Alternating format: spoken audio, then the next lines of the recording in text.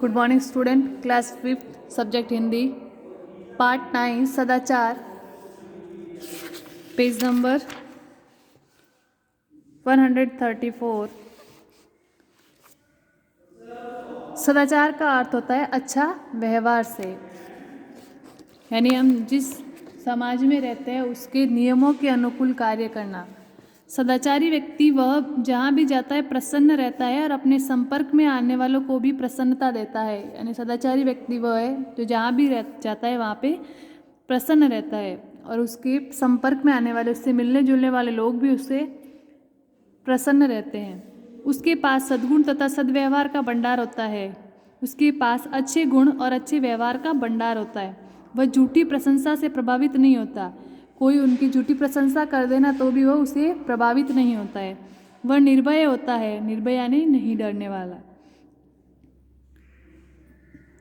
विपत्तियां तथा प्रतिकूल परिस्थितियां प्राय सभी के जीवन में आती है। उतार चढ़ाव सभी के जीवन में आती है, परेशानियां, किंतु सदाचारी व्यक्ति इनसे कभी विचलित नहीं होता। लेकिन सदाचारी व्यक्ति वही है जो इन कठिन परिस्थितियों में भी विचलित नहीं होता। ऐसा व्यक्ति जीवन में कितनी भी बड़ी विपदा आ जाए तो भी उनसे मुकाबला करने की क्षमता रखता है। उसमें असीम धैर्य एवं सहनशील जैसे महान गुण होते हैं। जो व्यक्ति सदाचारी होता है जीवन में कैसी भी परिस्थिति आए, समय या विषम, लेकिन उनसे कभी भी विचलित नहीं होता है, उसका मुकाबला करता है और वो असीम धैर्य यानी उसमें धैर्य रखने की और सहनशीलता के गुण विद्यमान होते हैं। परोपकार करना उसका स्वभाव होता है और परोपकार यानी सभी की भलाई करना उसके स्वभाव में होता है। वह अपने कार्य से सदा दूसरों का भला करता है और वो समाज में रहते हुए ऐसे कार्य करता है जिससे कि दूसरों का भला हो, लोग उस पर विश्वास करते हैं। सभा हो या समुदाय, सदाचार से युक्त व्यक्ति सर्वत्र पूजा जाता है, कहीं पे भी हो।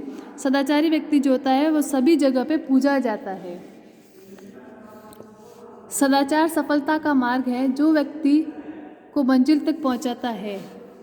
सदाचार ही सफलता का मार्ग है जो व्यक्ति को क्या करता है, उसकी मंजिल तक पहुंचाता है। अच्छे व्यवहार के कारण कठिन काम भी सहजता से बन जाते हैं। यदि उसका व्यवहार अच्छा है तो कठिन कितने भी मुश्किल आ जाए लेकिन उसका कार्य जो है सरलता से हो जाता है। इसके द्वारा मनुष्य अपनी असीम शक्ति को प्रकट कर सकता है और इसी के द्वारा मनुष्य अपनी जो सीमाहीन जो शक्ति है, असीम यानी जिसकी कोई सीमा नहीं होती, उसको प्रकट कर सकता है। सदाचार के बल पर असीम शक्ति को प्रकट करने वाला सामर्थ्यवान मनुष्य संत और महापुरुष के रूप में जाना जाता है और अपनी असीम शक्ति को जो प्रकट करता है, सामर्थ्य रखता है, ऐसा उस व्यक्ति को महान पुरुष यानी महापुरुष या संत के समान माना जाता है। वह अपने महान कार्यों से महापुरुष कहलाता है और समाज में रहते हुए ऐसे कार्य करता है जिसकी वजह से उसे महापुरुष कहा जाता है। ऐसे ही महापुरुष हमारे आदर्श होते हैं और ऐसे ही महापुरुष हमारे आदर्श होते हैं जिनका हम अनुकरण करते हैं। उनका सद्व्यवहार अनुकरणीय होता है।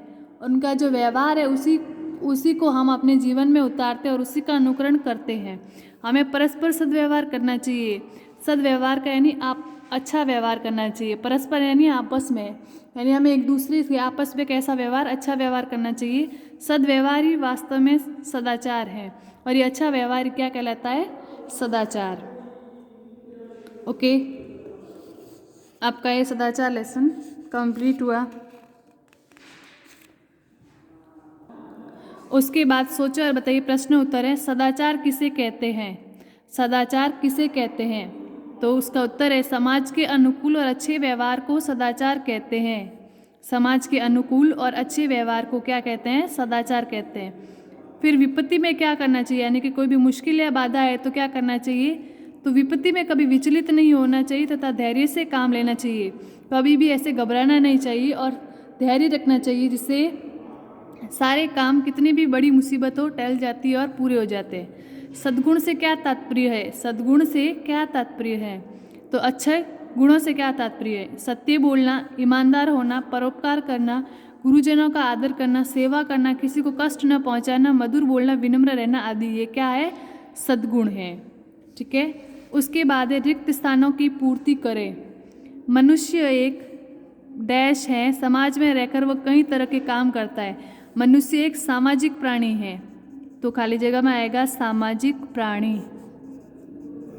मनुष्य एक सामाजिक प्राणी और समाज में रहकर वह उसके नियमों के अनुकूल कार्य करता है। दूसरा है सदाचारी बनने के लिए क्या आवश्यक है? ईमानदार होना आवश्यक है। दूसरे का है ईमानदार। उसके बाद है सही उत्तर का क्रमाक्षर छांटकर कोष्टक में लिखे। उत्तम व्यक्ति के गुण हैं। उत्तम व्यक्ति में क्या गुण होते हैं? गुरुजनों का आदर करना, मधुर बोलना, विनम्र रहना या उपयुक्त सभी। तो उत्तम व्यक्ति में सारे गुण विद्यमान होते हैं, इसलिए उसका सही उत्तर ग है। ग, उपयुक्त सभी। उसके बाद सत्य बोलना एक प्रकार की तपस्या है। खंड, अखंड, सत्य या असत्य। सत्य बोलना एक प्रकार की अखंड तपस्या है। सही उत्तर होगा ग। Okay, thank you.